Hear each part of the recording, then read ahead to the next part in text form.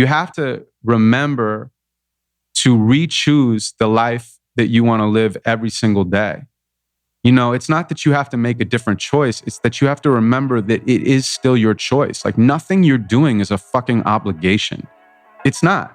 It's literally not. It's something you're still choosing to. Now, you might have responsibilities around things, but nothing that you have to do in your life, you have to do. You're choosing to do it.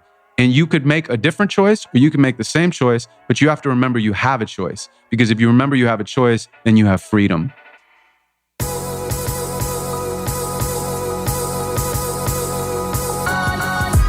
You're listening to the Almost 30 podcast, hosted by Krista Williams and Lindsay Simsick. Almost 30 started as a conversation about the transition from our 20s to our 30s. But then we realized life is full of transitions. So we expanded our mission.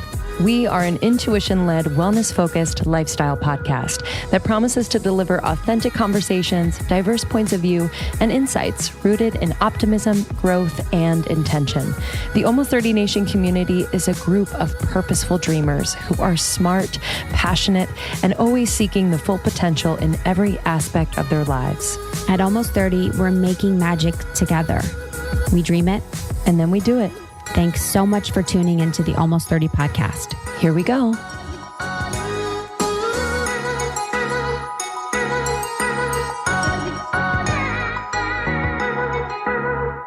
Hello, family. Welcome to Almost 30 podcast. How's everyone feeling? How are you? Should we take a breath? Yeah.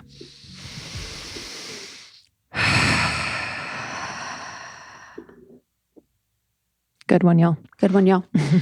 Hope all is well. We are so glad you're here. My name is Krista Williams. And I'm Lindsay Simsick. And we started this thing 3 years ago, something like that. And we've grown it into a community, a brand, but we're really focused on helping people feel more like themselves and helping them through transitions in their life.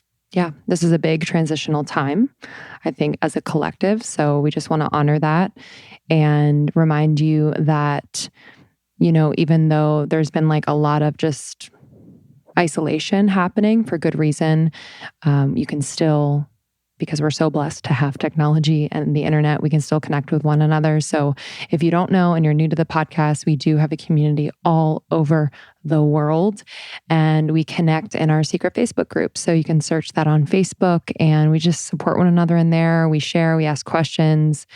We're just ourselves, and it's been a really healing place for people to go. Yeah, and we've also been calling people to subscribe to the newsletter. We are sending personal notes from Lindsay and I, tips, tricks, all of that. So we're making it as information-packed as we can. Mm-hmm. And we're also coming up just kind of a few things to be aware of as it relates to Almost 30 and just connecting with the community. We, want to be on our Facebook Live more. So going into the group and really just connecting with you all. So again, just make sure you join the group. It means so much to us to be able to talk to you, hear from you, and we're going to be incorporating the community into future episodes. So stay tuned for information about that. We want to hear your story as it relates to Almost 30. Did you find it at a particular time in your life? Did you listen to an episode and make a small shift that's had a really big impact? Anything and everything, we really want to hear from you. Yeah, we love y'all. Secret Almost 30 podcast Facebook group is where it's at.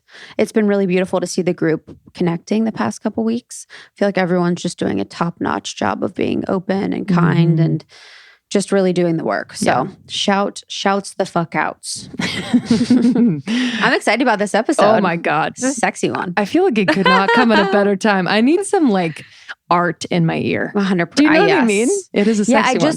It's a very sexy one. I love that it's also just so different. It's like inspiring and different and unique. And for me, I'm just searching for in my life different inspirational messages from different places than I normally look. I feel like we have a tendency to always seek and reach to the same references or people or Instagram accounts or spaces for inspiration. And it was amazing to have InQ in the house be as inspirational as ever. National Poetry Slam champion, award-winning poet, and a multi-platinum songwriter. Just a quick fact, he wrote Love You Like a Love Song by Selena Gomez.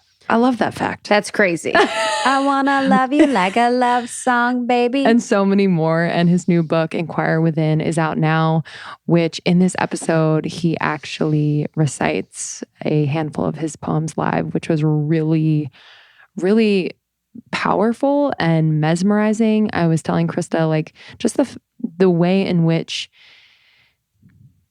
he shares his own inquiry, and actually inspires the reader to go inside and like ask themselves, like, how do I feel about this? Without it being like pushy and too much. It's like a beautiful rhythmic, I don't know, like hug. You're like, okay, I can think about this too. I can actually go inward and just see like how it lands, whether it's from, political issues or issues relating to your own personal love life or in career or growing up. It's just, to me, it's fascinating. I was so inspired by, his work and his art and just his commitment to it. Yeah, it's mesmerizing. I mean, seeing him speak and perform in front of us, and then you guys will hear it. It's absolutely like mesmerizing, intoxicating. There's really nothing else you can do but be so enveloped in what he is saying. So I'm so excited for this episode and its power. And what I loved most about NQ was like just meeting a fellow seeker, just meeting someone else on this path that is as interested in life and figuring it out as we are, but in a very non-judgmental way. It's like the seeker can be, and usually is, someone that acknowledges how much of a student they are within their own lives. And I love meeting another student of life and humanity that is humble and like hardworking and just like open to seeing what's possible. And it was just a joy and a delight. And the book is incredible. It's a great book to give to anyone because you can pick it up. You can read one of the poems and you can put it down, or you can read it all the way through. We have it, and it's been just really awesome. And he also has an Audible version, which so key. Ooh. Got to listen. Definitely Cash money. Check out his Instagram. He's also on YouTube. A bunch of his performances are on YouTube. But NQ certainly left an impression on us. And I'm excited to be just connected with him going forward. And you can go to our Instagram and watch the actual live performance of the poems that we did on this episode. We have them recorded. So check that out. Almost 30 Podcast on Instagram. And you can follow and find NQ. In-Q.com. And then on Instagram, InQ Life is where you can follow him. So that's INQ Life and then IN-Q.com. Amazing. And we will see you this year, more so digitally right now, almost30podcast.com, shop almost30.com to get some of our new wallpapers, a lot of free resources and downloadables we are adding to the shop every single day. You can subscribe to our newsletter at almost30podcast.com. And you can find me on Instagram at It's Krista. And I'm at Lindsay Simsick. And we will see you on the flip. Enjoy this one. Share it with your friends. It is so inspiring and moving. And we are so grateful to be able to connect with people like NQ and you every single day. Love you. We love you.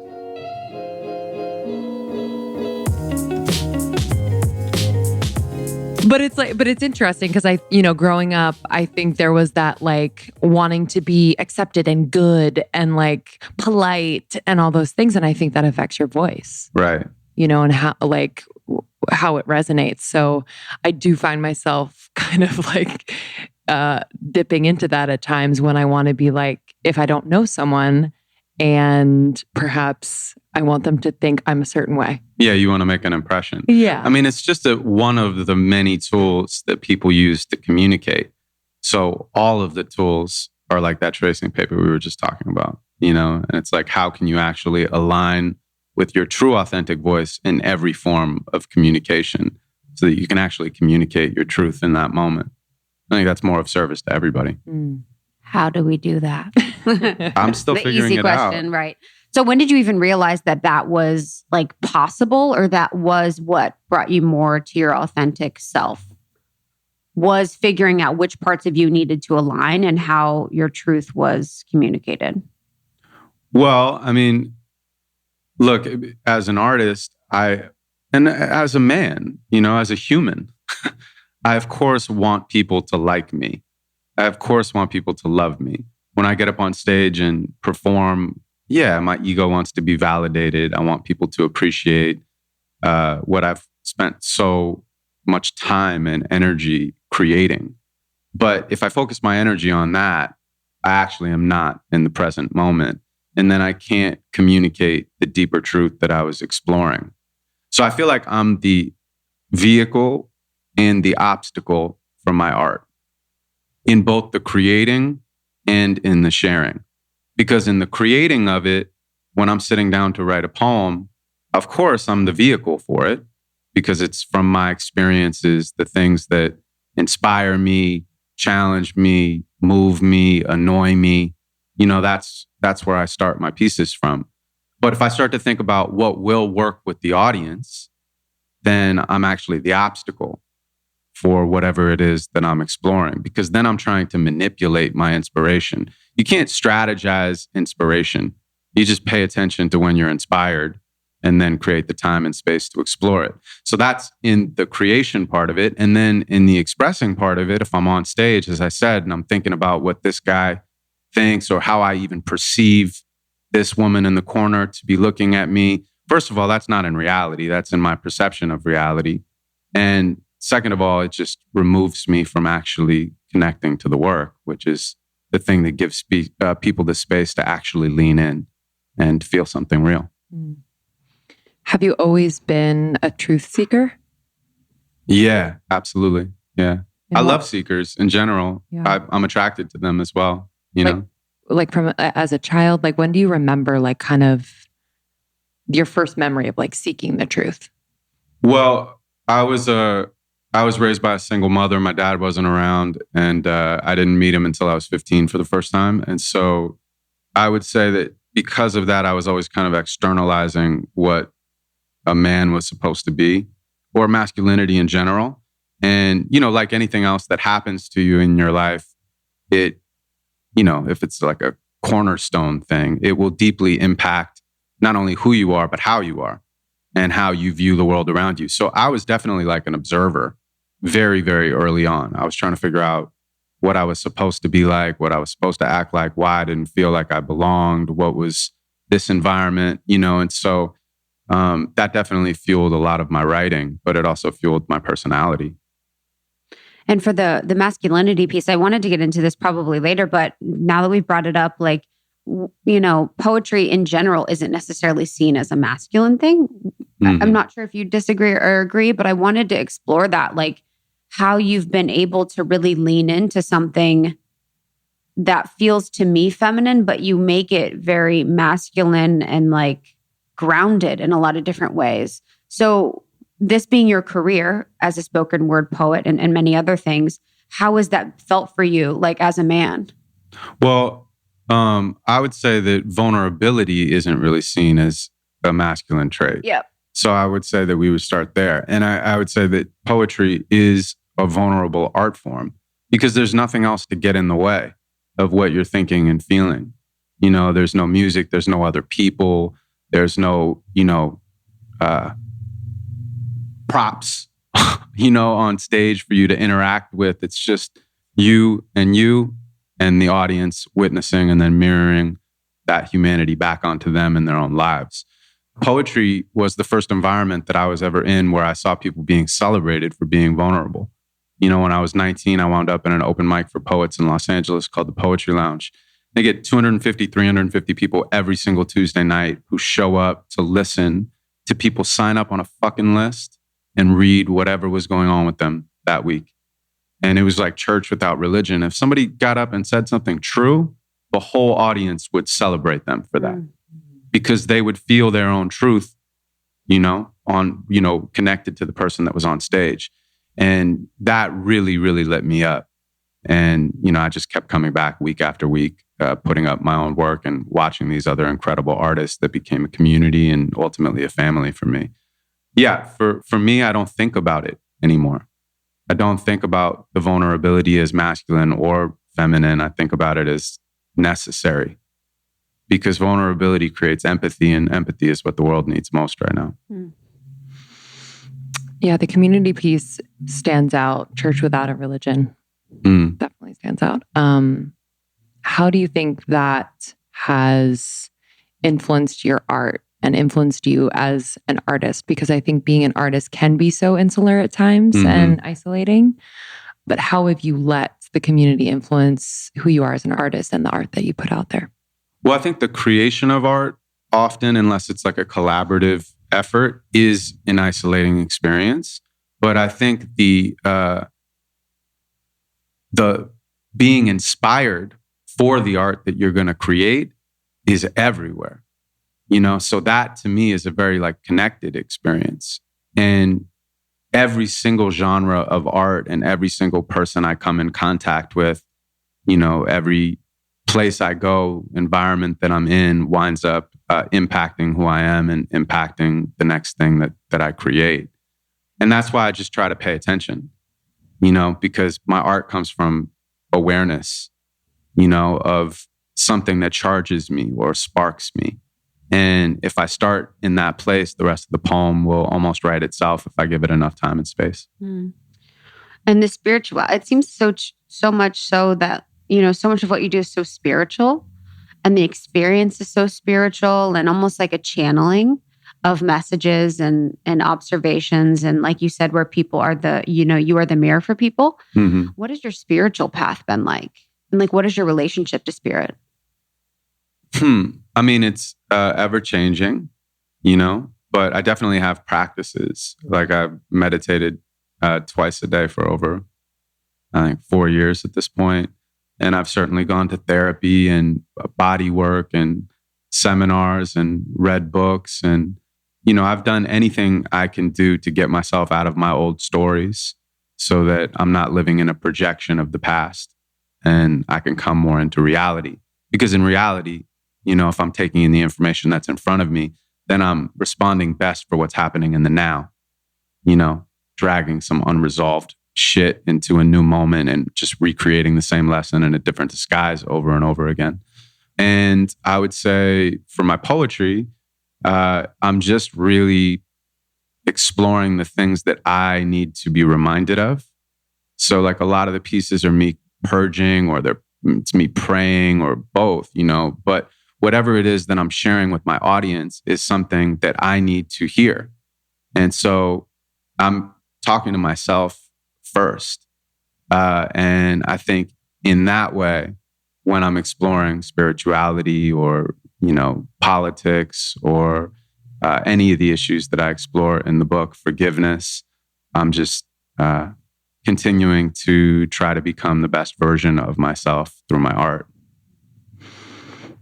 What I love most about poetry is just that, like, giving language to feelings that I couldn't really articulate, or giving, words to describe imagery that like felt so real to me. And that's what I love about your work. And we just had a conversation really recently about language and just how people don't have the language to express themselves always. And I'm curious, like, what your experience is with using language throughout your life. Like, have you always been so deeply connected and able to express yourself?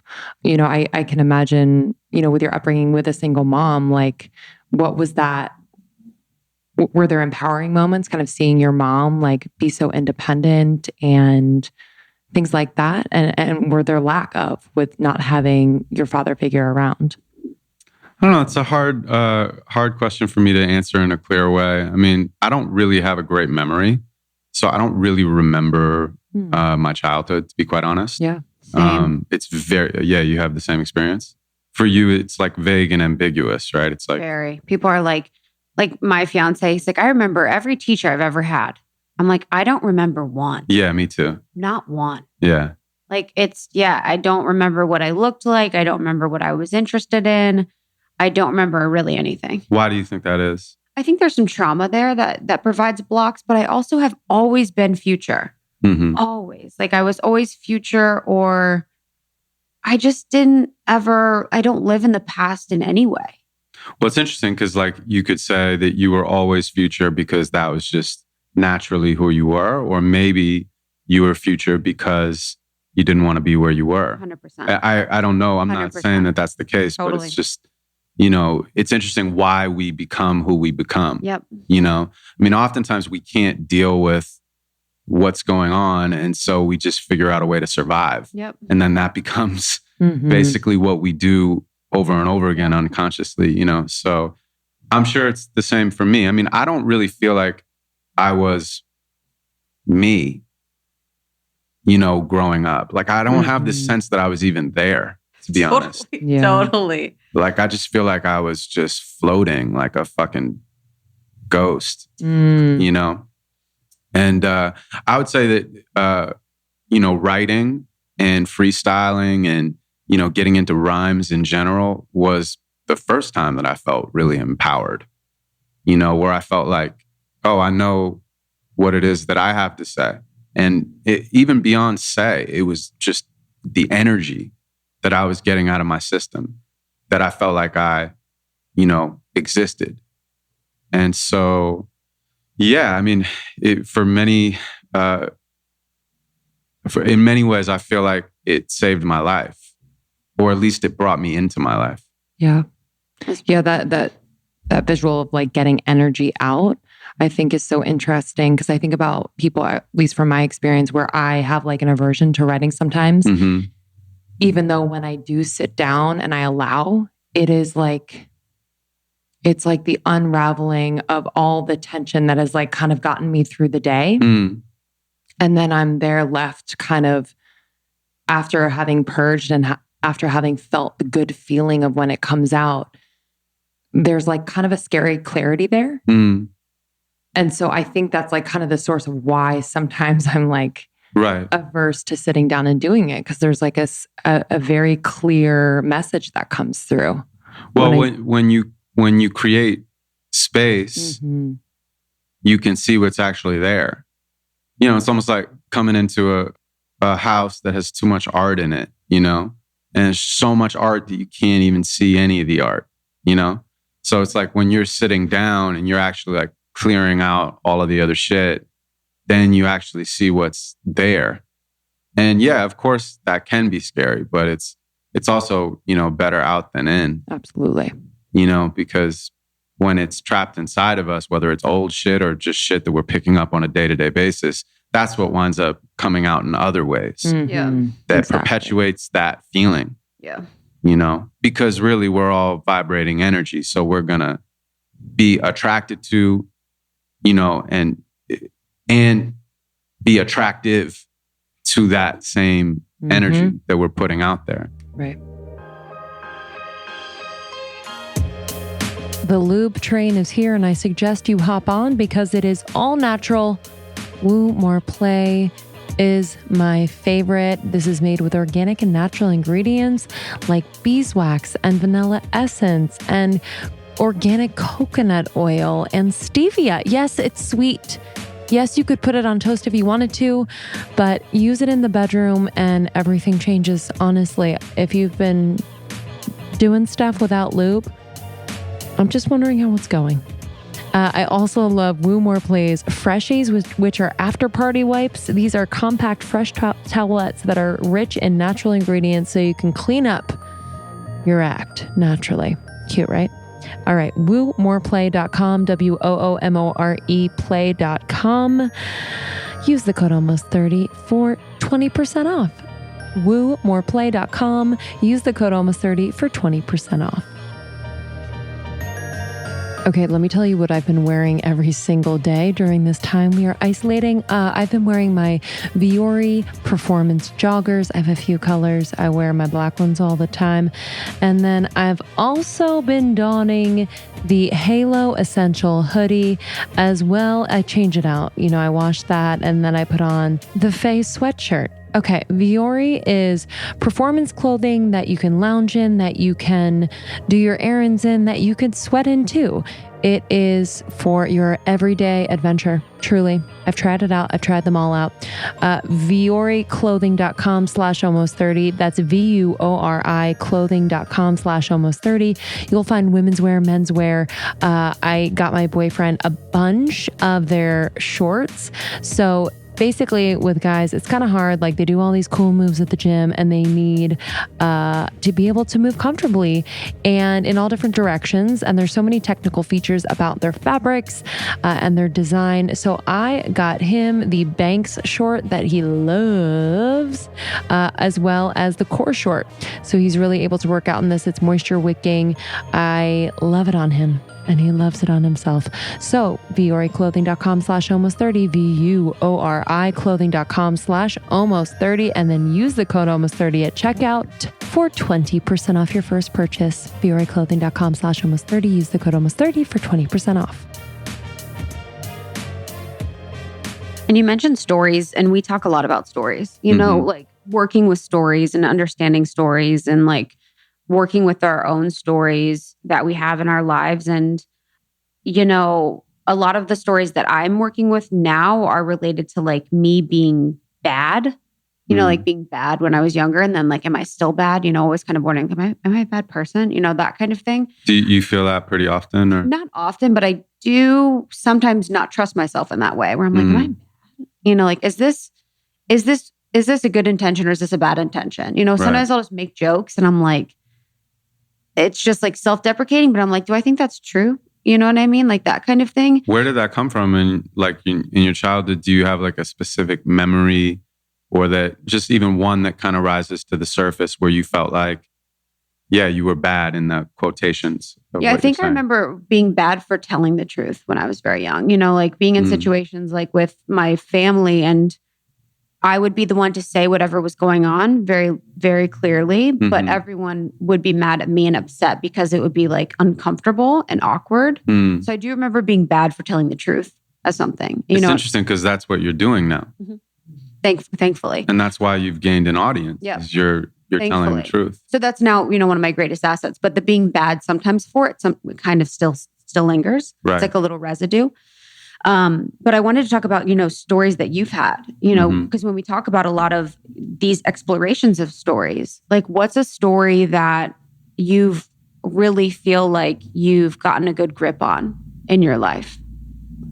I mean, I would say the story about my father. I mean, definitely, you know, there's a lot there, you know, there's really a lot there. And I actually wrote a piece called Father Time in the book about it, where I explore kind of going from my anger into ultimately my forgiveness and passing my forgiveness into my gratitude, because I wouldn't be who I am without that. And I'm really genuinely grateful for who I am and where I am. And I'm excited for where I'm going to go. You know, even I look at my life and I'm like, what will I dress like in my 80s? You know, I want to be surprised. I want to be curious in every stage of my life. And I don't see any reason why I shouldn't keep being surprised and curious and passionate and enthusiastic and allow my purposes to change. And I don't think that I would be where I am or who I am without having to go through that experience, you know? And so I have, as I said, real gratitude for it. Mm. As an artist, have you ever struggled with the idea that you couldn't make it a career?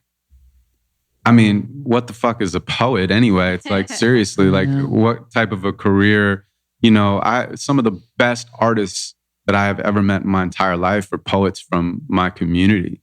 And, you know, best art experiences I've ever had were in the audience watching another poet on stage.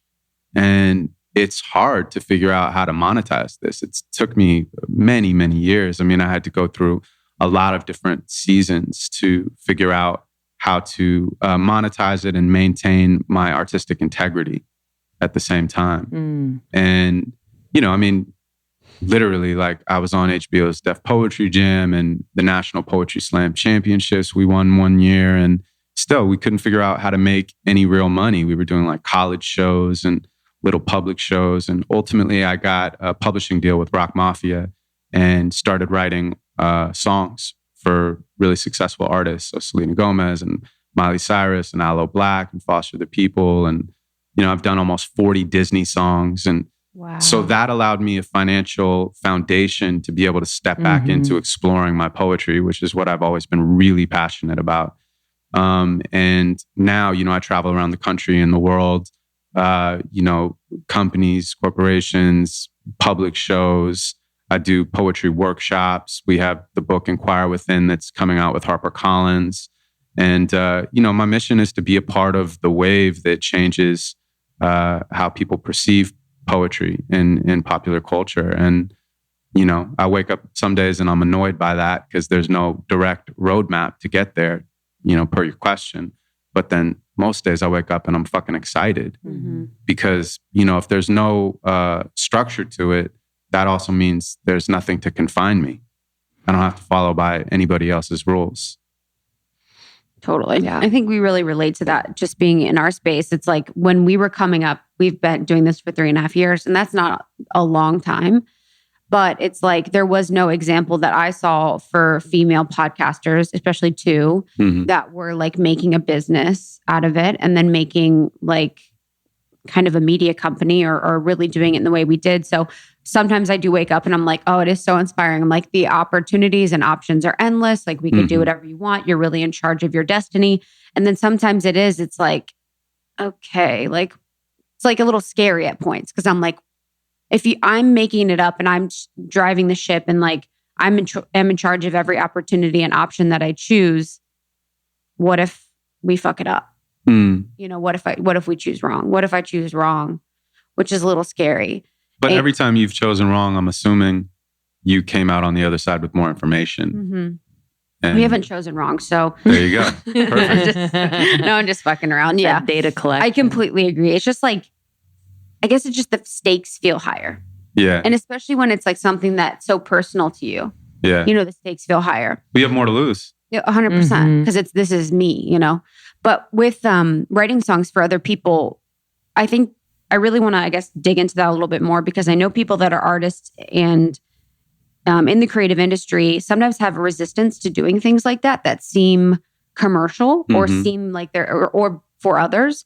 But I think it's really important to be thinking about things like that, which have given you and allotted you freedom and flexibility with your time to really invest in your creativity. So was there ever any resistance for you to do that? Yeah, I mean, there was, but I was also desperate. By the time I wound up, getting to the studio and getting the publishing deal, which is one of the best things that ever happened to me, ultimately. And I'll tell you why. I was definitely in a place of going, all right, well, nothing's really working, and it's like cute to be like a broke artist doing your thing when you're like in your mid-20s, you're just struggling, you're doing your thing. But you pass 30 and you're like, okay, what the fuck, dude? I can't pay for dinner. Like, honestly, like this is not gonna, so many, many times I thought about doing other things. And I was in a place where I was just open to anything.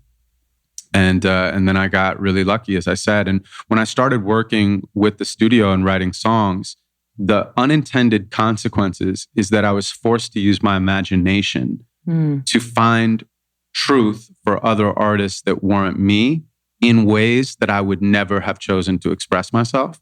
And in doing that over and over again, when I got back to writing just for me, I had all of these tools that I had never had in the past. And I think it allowed me to be more entertaining and more expressive and to tell my truth in a deeper way. So ultimately, it ended up being, as I said, one of the best artistic things that ever happened to me. It's an empathy builder too, I would think. Yeah, because you have to really imagine what this other person wants to say, or you're working with the artist, like with Aloe and with Foster the People, we're working with the artist. It's a different thing. But sometimes on the Disney stuff, it's like, literally, I'm just imagining who these characters are and what their truth is in that moment and how to express that. And can you say like a song? It's all Disney television stuff. So we had, I think 2 records went gold this year off of the Descendants 3 that I co-wrote. So it's really, it's an awesome outlet creatively. And I think everybody has to decide for themselves what that line is, but I also think that people can hold on to their artistic integrity so tightly that they actually don't get into the flow of life. Mm. You know, and life has a flow. You know, you can tell life all you want, but, you know, life will carry you. You know, and if you are holding on to the rocks, you know, you're going to take longer to get to that waterfall. 100%. I don't know what that meant, but I was like, we're about to roll into something. But I guess I just want to unpack that a little bit further, because I think that's really good about artists holding on to something so tightly and not really responding to the flow of life, because I think people have a vision for what they want, and I don't think that a lot of them have flexibility into how they're going to get there or what it's going to look like, because I think that they hold so tightly to a certain vision, especially if they're an artist or an entrepreneur. yeah. So can you unpack that like a little bit further? Yeah, I mean, I think in general, like artists, they create things. No, let me start here, actually. Okay, so in the book, I have this whole thing that I talk about, which is basically like, I go to my therapist and he's like explaining like basically his perception of the difference between ideas and ideologies. And so he was saying that ideas, they're tools that you can use in your life that'll change as your truth and your experience changes. Ideologies are different, because ideologies, you have to force everything in your reality into the frame of. Otherwise, you will lose control over that ideology and that part of your life. Because an idea is one thing, an ideology is something else. But if your ideology becomes a part of your identity, then to change your mind literally means a part of you has to die. Mm. And that's fucking terrifying for people. So that's why people hold on to their ideologies, because they're holding on to their identity, you know? 100%. And artists kind of, I mean, this is a much lesser version of this, but artists create from their truth. And their art becomes their ideology and their identity. And that's how they get validation. And so they hold on to this image of themselves. But you're going to change so much throughout your life. I mean, you have to remember to re-choose the life that you want to live every single day. You know, it's not that you have to make a different choice. It's that you have to remember that it is still your choice. Like, nothing you're doing is a fucking obligation. It's not. It's literally not. It's something you're still choosing to. Now, you might have responsibilities around things, but nothing that you have to do in your life, you have to do. You're choosing to do it.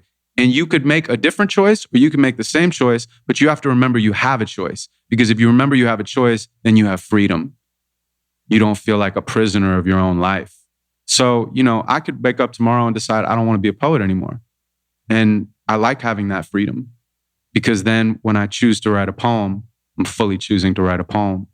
And I would suggest that people create from the things that inspire them, but also be open to their life changing and see where the flow of life takes them, because it might be better than they ever could have imagined.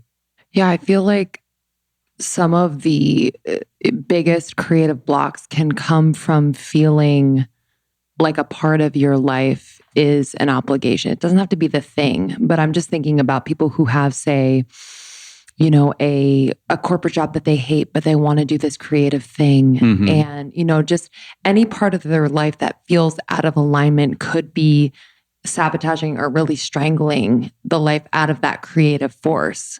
Mm. And I feel like there's a lot of blame put on that thing that you feel you are obligated to. But I just love this point of like, everything is a choice. And it sounds really simple, but it's just such a powerful reminder that we can make the choice. Yeah. And look, I'm still learning that, various degrees of success and failure every single day. But, you know, but that was a really powerful insight for myself. Mm-hmm. And it's something I still apply on a moment-to-moment basis.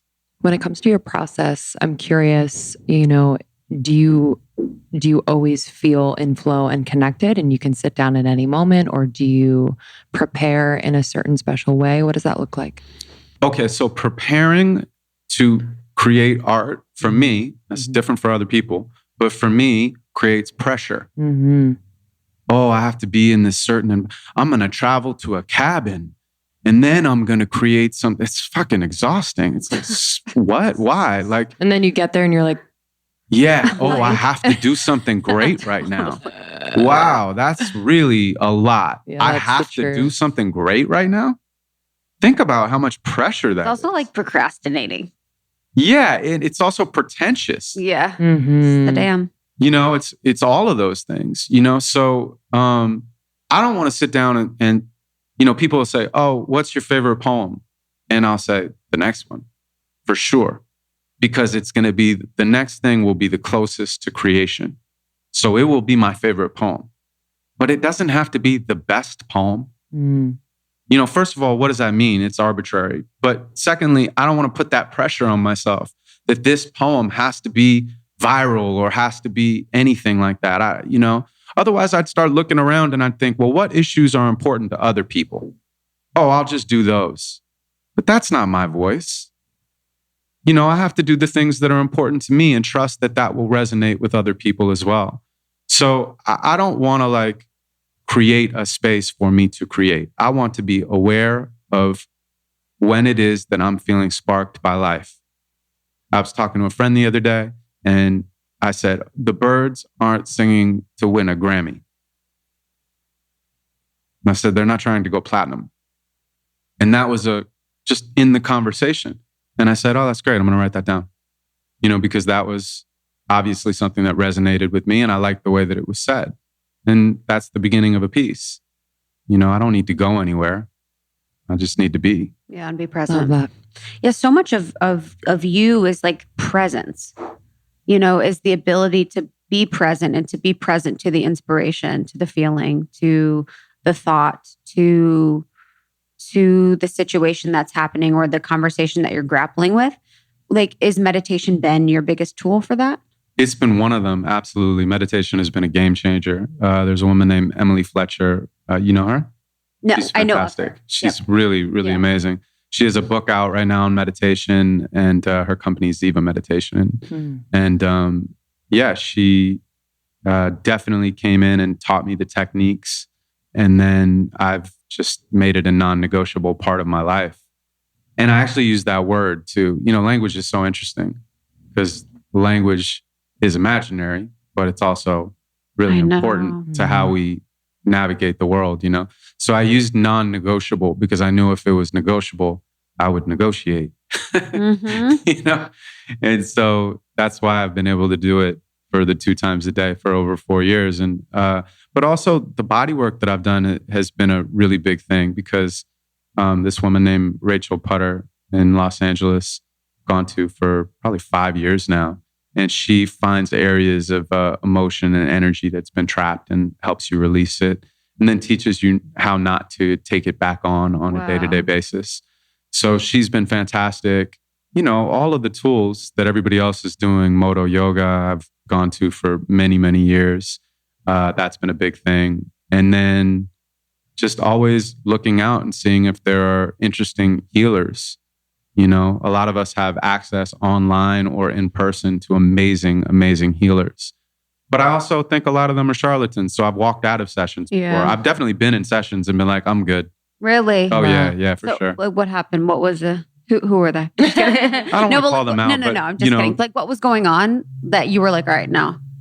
It just didn't feel grounded to me. And it felt, it's interesting. I love the fact that spirituality has become a part of popular culture and seeking has become a popular thing to do. And, online, there are all these really amazing, positive influencers.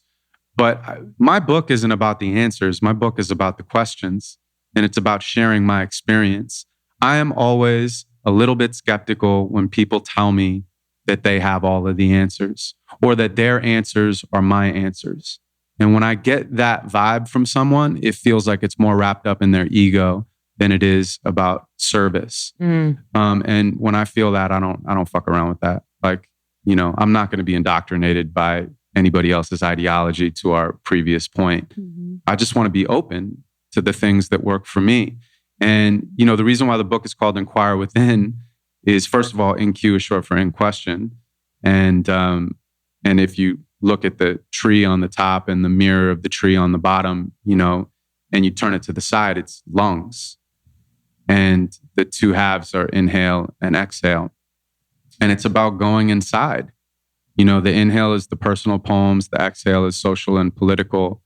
But, our whole lives, we're basically taught to externalize our validation. It's like consumerism is constantly taking from us. It's taking our attention. It's taking our love. It's taking our information now. It's taking our likes. It's taking our time. It's taking our energy. Everything's taking. And if we don't know something, we're trained literally to look outside of ourselves to find the answers. And so it's Inquire Within because I had to inquire within myself to create these poems. You know, the person has to inquire within the pages and they have to inquire within themselves. And to anybody who's listening, if you have something that's going on right now that you can't figure out, of course, like there's lots of things externally that can help you and that are amazing, but also just take some time to be by yourself and be in nature and allow that silence, as you were talking about earlier, to clear out all of the noise so that that one true voice can rise to the top, because that's the voice that's going to give you your direction in life. And I hope that this book is a window into that for people. Good one. Yeah. Mic drop. I would love to, if you're open to it, you know, give us a taste, and a taste of what people can look forward to in the book. Sure. This is called Home.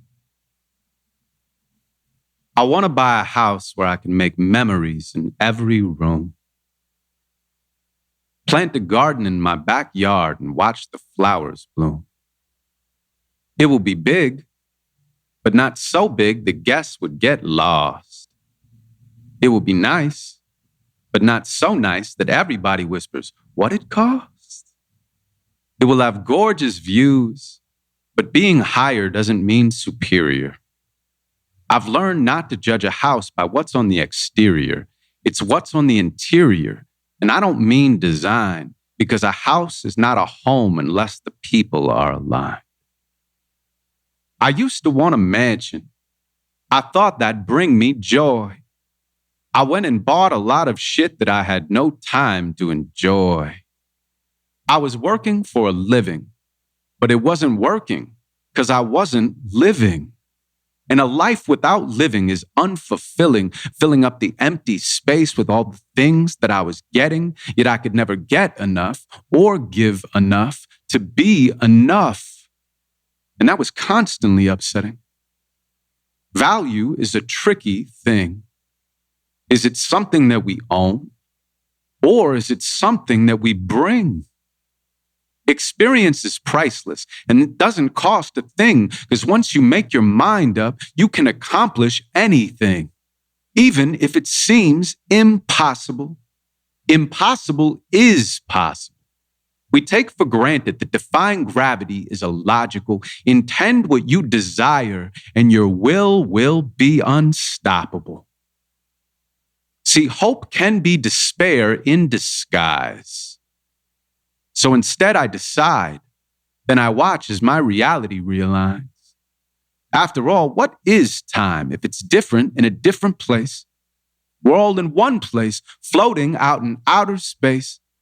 They'll never bottle time. You can't buy anymore.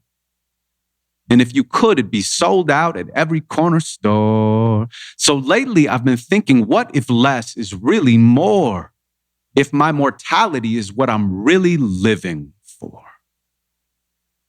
I want to slide in socks across Italian marble floor.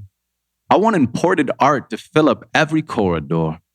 I want my kids to use my bed like it's their trampoline, to walk on top of my couch like it's their balance beam. I want to use my things so they aren't using me. After all, the most important things in life are free. We only borrow land. We only borrow time. We only borrow love. But you can borrow mine. My house is your house. Stay over anytime. If you're a friend, you'll have a permanent vacancy sign. Community is what our culture's lacking. We pretend that we're connected, but mostly it's just unscripted acting.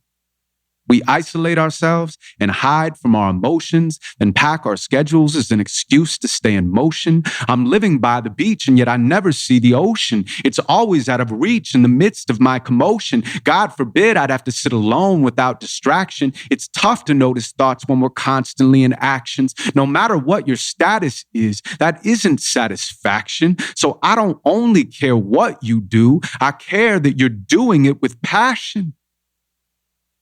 That's why we all should share our gifts and cultivate compassion.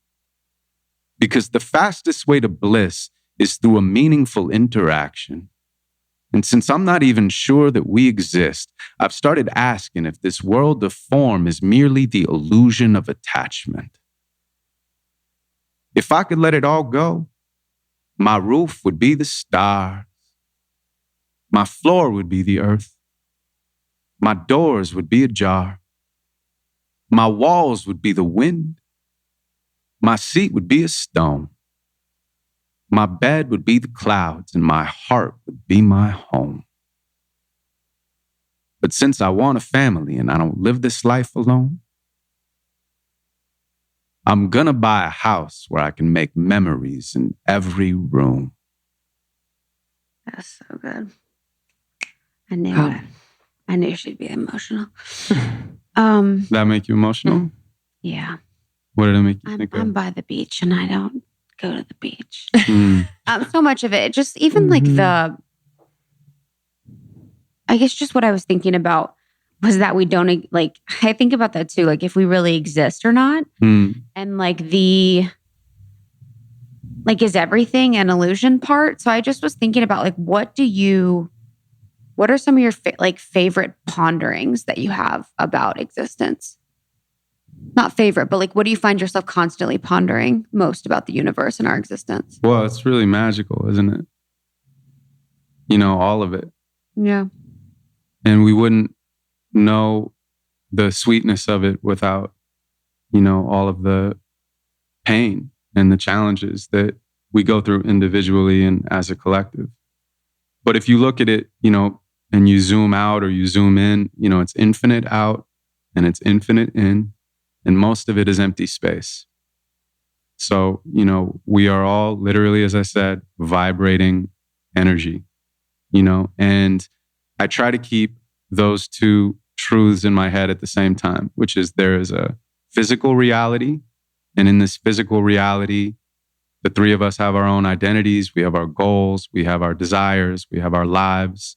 You know, everything is separate. If someone attacks me, I'm going to protect myself. You know, I have feeling. You know, all of these things are true.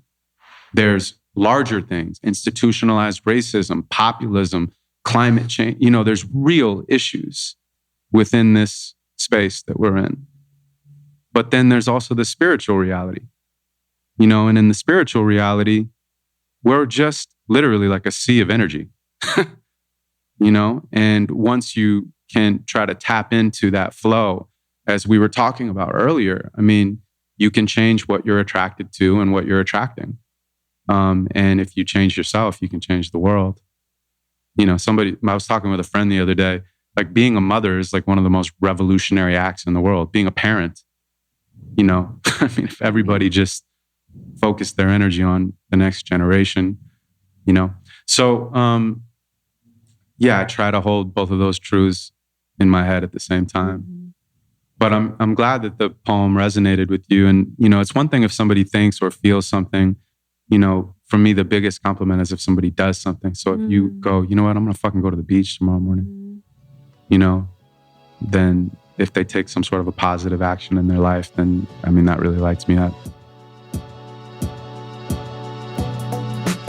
I've had a lot of people reach out to me who have kind of dumped their supplement and protein cabinets, you know, can get a little cluttered in there, and they've wanted a total reset. And the brand that I point them to always, Ancient Nutrition. Ancient Nutrition has a mission to restore health, strength, vitality by providing history's healthiest whole food nutrients to the modern world. Our friend, Dr. Josh Axe, has been on the podcast a couple times, and he is leveraging health principles from ancient traditions such as TCM and Ayurveda, and it's supported by modern science in a super convenient form. I am just absolutely loving their multi-collagen protein. I really love the multi-collagen protein, the strawberry lemonade. It's delicious, easily dissolves in water. There's 9 grams of protein. It supports a healthy gut, skin, hair, nails, and joints. Honestly, I take this and I've just been noticing a difference in my joints. Big time, big time, big time. It features collagen types 1, 2, 3, 5, and 10. Incredible. And they're from 4 food sources: beef, chicken, fish, and eggshell membrane. Really incredible how they truly, truly care about the quality of their products. And they're so obsessed with educating their customers. So go to ancientnutrition.com. There's so many resources, recipes, articles, all the things, and use the code almost30 for 20% off your first order. That's ancientnutrition.com. Use the code almost30 for 20% off. I don't know about you, but it's always been hard to find socks that I can wear when I'm really active, like when I'm going to the gym or playing tennis, or when I'm running. No matter what you do to stay active, I have a sock company for you. This brand is incredible. Bombas. Bombas knows how to do it. They can help with your performance socks and styles made specially for basketball, tennis, running, golf, and so much more. And they're made with a lightweight poly cotton blend, which means no matter how hard you're working, your feet will stay cool, dry, and comfortable. I mean, what is worse than sweaty, wet feet when you're working out or being active? They provide a support in places you didn't even know you needed, like your arches. Each sock is built with a special arch support system. It's magic. It's amazing. But they're not too tight. So it's like a nice hug on your foot. It's a foot hug, basically. Constantly pausing your treadmill to adjust your twisted, bunched up socks is my actual nightmare. And that's why Bombas are designed with left-right contouring and a Y-stitch teal. So, they stay perfectly in place. And what I really love about Bombas is that they are donating a pair to someone in need every time you buy one. I mean, socks are actually the most requested item in homeless shelters. So for every pair you buy, Bombas donates a pair to someone in need. So bombas.com/almost30 today, BOMBAS.com/almost30 and get 20% off your first purchase. That's bombas.com/almost30 for 20% off. And the idea of just, I think as people are thinking about their future and they assign owning a home, a big home, as having made it, being successful, or a badge of like, I'm a good mother, father, like I provided this, and just kind of redefining that, because I think it can become such a burden that does own you. Yeah. Look, I think, in the physical reality, there's certainly nothing wrong with all of us wanting to live in abundance. But simultaneously, there is never an end to more. I know. Mm-hmm. I mean, there's just there's no destination there, that you'll ever get to where you'll feel like, well, I have enough, because you're looking for more. And there's nothing external that can fill that space inside of us. So I think there's a difference between trying to live in abundance and provide for the people around you and to live a great life, and just like this consumerism mentality that has us all, chasing our tails in a circle. We're running on a treadmill, but we're not actually getting anywhere. And ultimately, that's a microcosm of this much larger macrocosm, which is that the way that capitalism is right now. I mean, I'm a capitalist, but I try to consider myself a conscious capitalist. Mm-hmm. People are fucking profiting off of suffering still on mass levels, from the environment to human beings. And we seem to, as a collective, be okay with that. That profiting off of suffering is just a part of the capitalistic game. And it's unsustainable. The system is eating itself. So we have to start to change what we consider success and what we consider value. You know, how do you make nature a stakeholder? You know, how do you make human rights a stakeholder in these companies in terms of saying, well, what's the value of this company? And, you know, I try to do that when I go into the companies and the corporations and you know, speak. Most people that hire me are already aligned, but I'm hoping to open up their minds and their hearts to new ways of living and working, you know. I watched a really good documentary on capitalism. I have to think about it. I think it was on Netflix somehow, but it kind of unpacked capitalism and really how now we see capitalism as a negative thing. Mm-hmm. But in its like purity, capitalism is something that is really beneficial. It's just been twisted with like greed and distortion and darkness and like consumerism. Yeah. And somehow it's been made to like be something that really just eats us alive. Mm-hmm. And that's really why I loved America. I loved the poem. Yeah, I loved it. I thought it was like so profound and just really speaks to so much of what our generation is like dealing with right now. And I think directly what we were just talking about. Amazing. You know, I'm happy to do that poem. It's just interesting when we started talking, you know, when I walked in, I was like, wow, no one, you know, that I've been anywhere has said, I want you to do America. Really? So it made me connect with you differently because all of my poems are, you know, something that... Yeah, you're like, she's going to say love. Yeah, or I don't know what I thought, but it was cool that you connected to that piece. I love it. You know? Will you do that one? Yeah, sure. So I'll tell you just a brief story before I start. So I was coming out of El Pollo Loco once, and there was I had some leftover rice, and there was a homeless guy who was sitting down, and he said, "Hey man, do you have any change?" And I was like, "Nah, man, I don't have any change, but I have this rice." And I'm like, "I'd be happy to give it to you." And he was like, "Nah, that's cool, man." He goes, "I'm trying not to eat carbohydrates." And I was like, wow, LA, baby. Only in America. I'm about to buy a bunch of shit that I don't need. What? I got a credit card. I could afford these. I'm going to get a better car. I'm going to get a bigger house. I'm going to get an iPhone 20. I'm going to get a leather couch. I get a gym membership that I won't use. I'm going to pop prescription pills and drink booze. I'm going to cop my girl fake boobs. I'm going to get a pair of baby alligator shoes and a 3-piece suit. I'm a legend in my own mind. I'm about to stick a wind turbine in a coal mine. I got a fat gut and a George Foreman grill. I got a MacBook loading up my acting reel. I got a pool that I never clean. I'll take a Hummer limousine to the Everglades, hunt with an M16 and kill everything. I got a barbed wire tattoo because it looks menacing. I leave the house with the lights on. My favorite part of the day is feeding mice to my python. I don't believe global warming exists. It's a myth. Scientists have invented the shit. And I admit there's some climate differences, but that's it. It's just a normal planetary shift. Dude, get a grip. I drive a Mustang, so my mustache is a must-have. I wear a musk that is made from a muskrat's nutsack. I have a Snuggie, 2 pending lawsuits, and a daughter thin enough to hula hoop a Fruit Loop. I pick up my wife's dog's Pomeranian poop. My therapist has a therapist, so it's like a whole support group. You know what I mean? You know what I'm getting at? See, I'm pro-life, but I'm pro-death penalty. And essentially, the pressure has been fucking with me mentally. God, tell me what to do.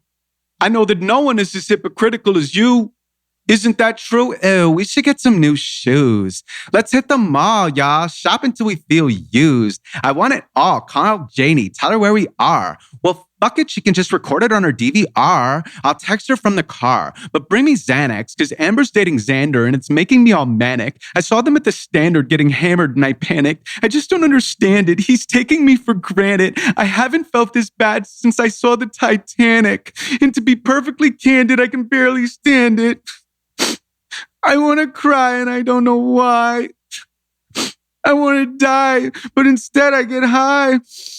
Go to the club and hide. I'll do anything to distract me from me. I just want to be the people that I see on TV. I'm the land of the brave and the almost free. I'm America. And I'm beautiful as can be. Sound the alarm. Something is wrong. People are tired of living a con. Waking and working and walking away with a payment that barely can cover their cost. Plus, they're discovering flaws. Look at the government, totally lost, tending to bend to the corporate agenda depending on how they can render the laws. Open the doors, turn on the lights, see how they scatter from out of your sight. Take in the data because all of it matters, and mind over matter is a matter of time. Blind, deaf and dumb, running away from the weight of the way that the world is confined, wrapped in a rhythm, we're rats in a system, trapped in religion and money and pride. Pride, pride, pride. Sound the alarm. Something is wrong. People are tired of living the con. Waking and working and walking away with a payment that barely can cover their costs. Plus, they're discovering flaws. Look at the government, totally lost. Tending to bend to the corporate agenda depending on how they can render the laws. Open the doors. Turn on the lights. See how they scatter from out of your sight. Taking the data because all of it matters. And mind over matter is a matter of time. Blind, deaf and dumb, running away from the weight of the way that the world is confined. Wrapped in a rhythm. We're rats in the system. Trapped in religion and money and pride. Pride, pride, pride. Sound the alarm. Something is wrong. People are tired of living the con. Waking and working and walking away with a payment that barely could cover their costs. Plus, they're discovering flaws. Look at the government, totally lost. Tending to bend to the corporate agenda depending on how they can render the laws. Open the doors. Turn on the lights. See how they scatter from out of your sight. Taking the data because all of it matters. Mind over matter is a matter of time. Blind, deaf and dumb, running away from the weight of the way that the world is confined. Wrapped in the rhythm. We're rats in the system. Trapped in religion and money and pride. The musicality is, I know, so incredible. so good. Thank you. Yeah, so thank you. For the book, we worked with this amazing illustrator, Musta Sharik from London, who created all of these beautiful illustrations that kind of help bring the poetry into an image and create a deeper experience. But then I just finished the audiobook too, which has been... Dude, that's insane. Yeah, we recorded 2.5 hours of all of these poems. And I mean, I've written this shit for years and years and years. And this is the first time I've ever had a home for my art. I've never even had a product. I've just been performing all over the place. And they've been living, breathing documents. So this is the first time that I've recorded them all and I've put them in something that people can hold in their hands. And I'm horrible at self-promotion. It's never been something I'm good at or interested in. But I'm really, really excited to give this book away and this audio book away because I feel like it's separate from me and I want it to have, as much of a life as it can. Totally. I mean, it's insane. America reminds me a little bit of New Slaves, Kanye West. Just like about how people think that with their consumerism that they're getting... just like how consumerism so sneakily got into us to make us believe that like wanting more is freedom and having more is freedom, but it's really just like perpetuates the system. Yeah. And in New Slaves, they talk a lot about like how now people get their paychecks, they barely make it by. They believe that getting free is by buying more and buying into designer stuff, but it really just continues the cycle of like them not being able to like get out of the cycle. And I just think it's so powerful. They really do sell you that if you buy this, you're going to get love. I mean, that's basically the whole thing. I mean, no matter how it's really the campaign or anything. I mean, it's just, if you get this, you'll be loved. And no one can love you enough for you not, for the part of you that doesn't love yourself. So it's just, that's why I'm always trying to find ways to get deeper into my own self-worth so that I don't, externalize that. I don't want to give anyone else the power over me, in that way. 100%. Yeah. Especially the dark overlords. They're out there. They truly are. Yeah. And listening to your, like closing my eyes and listening, it's just, I was realizing how powerful obviously not only words are, but tone and inflection and resonance and, no matter who I'm listening to. And it explains maybe why sometimes I'm with certain people and I'm like, I feel a certain way, like energetically. I'm like, like you, and they might not even realize that that's what's coming across, but I find like you it glaze over. Interesting. Sometimes, I just glaze over. It's like, but when it is interesting, the rhythm and tone. And I was like, what is it? Is it the energy behind that? Where you're just like, fucking, there's nothing else that you're thinking about but your words. Mm-hmm. You know what I mean? Yeah. Well, it's similar to the start of the conversation, the tracing paper, because sometimes I still feel that within myself where I was seeking something or distracted by something or not fully present. And maybe no one else will notice, but I will. And the goal is always to get that tracing paper closer and closer to getting completely locked in, so that I'm fully present. And then to your point, which I think is a really, really good point, sometimes I feel the same way. I'm around people and I'm like, why don't I feel good right now? Yeah. You ever hung out with somebody who's fake and then all of a sudden like you start acting fake? I think that's a part of a Dave Chappelle routine, but it's really, I'm obsessed with that. I love Dave. He's the best. But it really, if somebody's like, you know, acting a certain way and you start acting a certain, you know, and I don't care. Like cool isn't interesting to me. Like cool is fucking boring. Like anybody I'm around who's like in a straight jacket of cool and boring. I'm much more interested in characters than cool.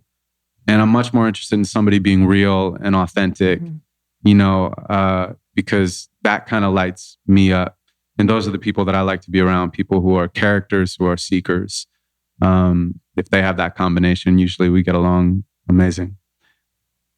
I think too, for characters, like I like characters and seekers because it brings me back to present too. And I always like to just be in self-inquiry. So it's like with cool people, I'm like, oh, you're cool and you're in my box of cool and you're going to do this and you're going to do that. And that's not interesting for me. So it's like I can check out in whatever it is I'm doing around that person because it's like, oh, I already know what you're going to do. There's no surprise. But I love like characters because it's surprising. For sure. And then the surprise brings you back to the present moment and allows you to engage in the present moment and like be on your toes. You're like, oh, what's going to happen? Absolutely. That's the best. Yeah, absolutely. I couldn't have said it better. I love it. I love characters. Yeah, me too. Yeah. It was a nice thing in my head, characters versus cool. Yeah, that's a good one. one. Because once I acknowledged that, then that's a new poem I'm writing called Characters versus... Perfect. Honestly. Perfect. Characters versus cool. Perfect. Taking it. Honestly. This is a good day. If you write a fucking poem after this, I will be very, very happy. So fucking... Tomorrow I'm on the beach writing characters versus cool. Yeah, exactly. But we were saying the other day that character or cool has stood the test of time as a word to describe what everyone understands. Like cool was around when my parents were young. And there's been no word that's like true. Overridden it. Yeah. And also too sucks. People are like, oh, that sucks. Like at work, people say that sucks. Right. And what is sucking? Right. Do you know what I mean? And like cool is like temperature. So it's funny that like a word describing temperature has stood the test of time as like a representation of a certain thing. And same with sucks. Well, sucks is a little more complicated to explain. Exactly. Cool is like... But normal people use it all the time. That's true. You know? Cool is very easy for me, it's easy to explain why that's the case because it is that middle between hot and cold. And it's classic in the way that it always changes in popular culture. What is cool changes around cool. Yes. But cool always remains the same. Yes. Sucks is, I guess, you know, it doesn't matter what sucks. Yeah. But it sucks. Yeah. But things that suck changes. That's just like true. Cool, it evolves. That's true. Things that suck evolve. That's true. But I just can't believe it's like people at meetings are like, that sucks. And you're like, sucks is less like, more like able to morph. Yeah. You know what I mean? Like, yeah. Well, like I had a friend once that she jumped out of a car, you know, we were like on the street or whatever. And she walked up and she goes, fuck, like that. And we were like, what? She goes, I left my kombucha in the Uber. God damn it. Like that. And I was like, that's what sucks these days. Yeah. When you left your kombucha in the, I mean, that's a little bit of a, you know, it's like people have a lot of real shit that sucks right now all around the world. So it's just putting it back in perspective for me. Wow. I love that. Oh, thank you for being here. This was a joy and a delight. This was cool. I had a great time. Oh, good. Appreciate you. Yeah. You should open our festival. I know. Yeah, I'm down. Okay, cool. You're hired. When are you guys doing it? October in LA. Done. Right. Fuck yeah. How can people connect with you, find the book, all the things? Tell us about the book. Yeah, so Inquire Within, it's out now. It's March 31st. So when you're hearing this, it'll be out in the world. You can get it on Amazon. Hopefully you can get it in your local bookstores. You can go to my website at ian-q.com. And if you do get it, which I hope you do, hit me up on social media. Let me know that you've received it. Tag me. I really do believe in this. And it's the first time I'm giving my art away to the world. So I would love it if you help me spread the word, I would love to. Yes. Yeah. It's so good. I want the audio one. I mean, this one's amazing. And the illustrations are beautiful. They're really, really important. Thank you. I love the cover. Yeah. Yeah. Really Thank you guys so much. That was a great explanation too. Mm-hmm. Yeah. Thank you. And so I'm InQ Life, by the way. InQ Life on all of my social stuff. Great. Amazing. Yeah. Perfect. Thank you for being here. And thank you for having me, really, truly. Thank you so much. Of course. We'll see you guys soon. Bye, guys. Bye. Love you. How about that one? How about it? Super sexy episode. The book is Inquire Within, InQ. Incredible. Thank you so very much for joining Almost 30 Podcast. It means so much that you showed up for us in our community. Definitely reach out to InQ on Instagram. Tell him that you listened. It's InQ Life on Instagram. We love you. Thank you for connecting with us, for inspiring us. Join the secret Facebook group, and just let us know ways that we can support you. We're here for you. Make sure to sign up for the Almost 30 Podcast newsletter at almost30podcast.com. Connect with us on Instagram at Almost 30 Podcast. And also make sure to write a review on iTunes. It means so much when you guys just share a little note about how the messages from this show have impacted you. It really brightens our day. So thank you so much. We are eternally grateful for those that have done that. See you next time. See you soon.